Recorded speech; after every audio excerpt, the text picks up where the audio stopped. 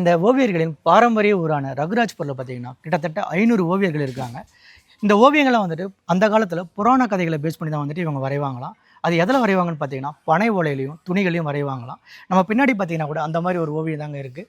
ரொம்ப அழகாக அற்புதமாக இருக்குது. இந்த மாதிரி ஓவியங்கள்லாம் வந்து இப்போலாம் வந்துட்டு இந்த சுவர்கள்லையும் நிறைய அவங்க கைவினைகளையும் செய்கிறதா வந்து சொல்கிறாங்க. நம்ம அப்படியே ஊருக்குள்ளே போயிட்டு என்ன மாதிரிலாம் பண்ணுறாங்கன்னு சொல்லிட்டு பார்க்கலாம் வாங்க.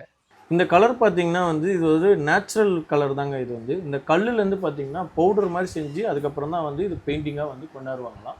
இப்போ இது பழைய காலத்துலேருந்து வந்து இப்படி தான் பண்ணிகிட்டு இருக்காங்க. இது வந்து ஃபுல்லாகவே நேச்சுரல் கலர்ஸ் தான். இது வந்து எந்த ஒரு நம்ம இப்போ இருக்கிற எந்த ஒரு கலருமே இவங்க யூஸ் பண்ணுறது இல்லை.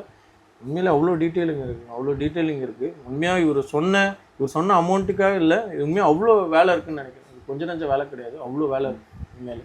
இது இன்னொரு விஷயம் என்னென்னா, இந்த ஒவ்வொரு ஆர்டிஸ்ட்டுக்கும் பார்த்தீங்கன்னா அவங்க க்ரியேட்டிவ் மைண்ட் மாதிரி பார்த்தீங்கன்னா அந்த டிசைன்ஸ் வந்து ஸ்பெசிஃபிக்காக இருக்குன்னு சொல்லலாம். இதே மாதிரி இருக்குன்னு சொல்ல முடியாது. இப்போது இவர் இந்த டிசைன் பண்ணியிருக்காரு, இன்னொரு ஆர்டிஸ்ட் வந்து இதே மாதிரி டிசைன், இந்த கதைகளே வந்து அந்த டிசைன்ஸ் வந்து வேறு மாதிரி அந்த டோனாக இருக்குது. அது அவங்கவுங்க இமேஜினுக்கு என்னென்ன தோணுதோ அதை வந்து அப்படியே வந்து ஸ்பெசிஃபிக்காக பண்ணுவாங்கன்னு சொல்கிறாங்க.